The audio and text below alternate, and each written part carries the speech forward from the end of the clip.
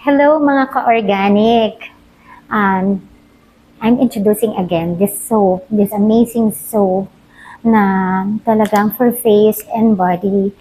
You will see that parehong soap na to, ang main ingredient niya is coconut oil. But this one has virgin coconut oil. Yun, very soft siya sa skin.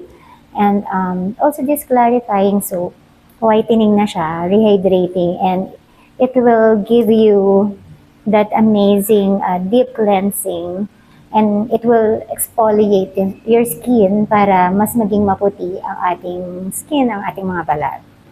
So guys, try this soap.